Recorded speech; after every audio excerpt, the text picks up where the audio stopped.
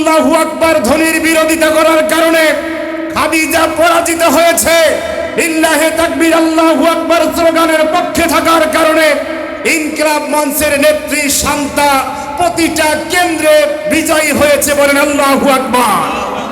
জগন্নাথ বিশ্ববিদ্যালয়ের নির্বাচনকে কেন্দ্র করে নির্বাচন যখন স্থগিতের চক্রান্ত হচ্ছিল, ছাত্র সমাজ যখন মাঠে নেমেছিল, এমন সময় ইনকিলাব মঞ্চের নেত্রী শান্তা সে লিল্লাহি তাকবীর আল্লাহু আকবার স্লোগান দিয়েছে। এই স্লোগান সহ্য হয় নাই বন্ধুপ্রতিম ছাত্র দলের নেত্রী খাদিজাতুল কুবরা। সে মাইক কেড়ে নিয়েছে যে এখানে লিল্লাহি তাকবীর স্লোগান দেওয়ার জায়গা এটা নয়। মুসলমানের সন্তান যেই খাদিজা নিজেও পর্দা করে, যেই খাদিজা এত বেশি পর্দাশীল, তাকে আওয়ামী লীগের সময়ে গ্রেপ্তার করে নিয়ে রিমান্ডে দেওয়ার পরে তাকে এত নির্যাতন করেছে। বলছে তোর কিসের পর্দা? গালাগালি তো করেছেই।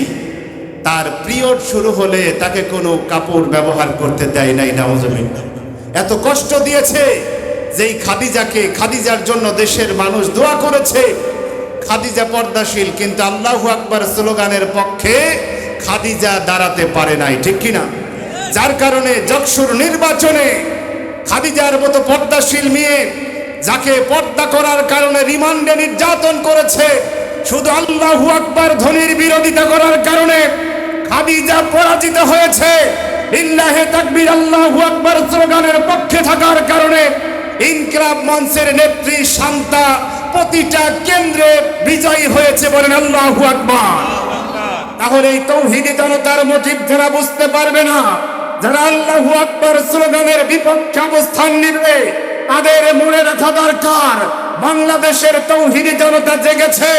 ইসলামের পক্ষে যে কোনো জোয়ার তৈরি হয়েছে, এই জোয়ারের বিপরীতে দাঁড়ালে কোনো মরিচিকা দাঁড়িয়ে টিকতে পারবে না। কথা বলে ঠিক কিনা? কোনো বালুর বাদ দিয়া এই দেশের তৌহিদি জনতার বিজয় রথকে আটকানো সম্ভব হবে?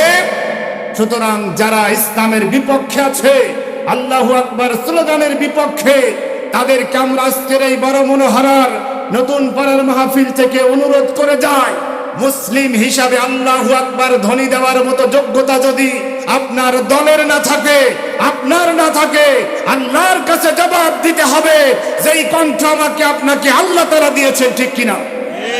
এই জন্য আল্লাহর পক্ষে আমাদের কণ্ঠটাকে উজাড় করে দিতে রাজি আছি না নাই?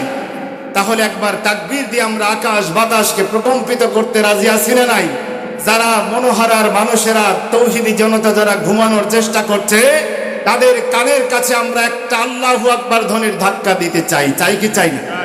আমরা সকলে মিলে আল্লাহকে খুশি করার জন্য একটা স্লোগান দিব ইনশাআল্লাহ। নারায়ে তাকবীর, লিল্লাহি তাকবীর।